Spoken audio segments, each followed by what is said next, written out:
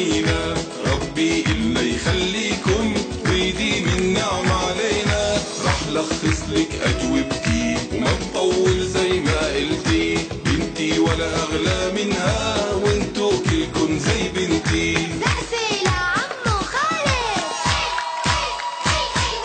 في ناس بهالمجتمعات اسمتهن ما بتعجبهن، بيقولوا ما بدنا بنات، انت شو بتحكي إلهن؟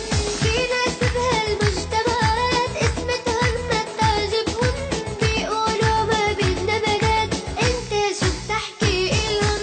خير وبركة ولد وبنت شو بيكتب الله إلنا، لو بالترباية أحسن رح نتكافئ بالجنة. واحنا سمعنا قصص كانت كم بنت الأهل عالي، رفعت راس بين الناس وكرامة بيت صانت. سقفي لعمو خالد.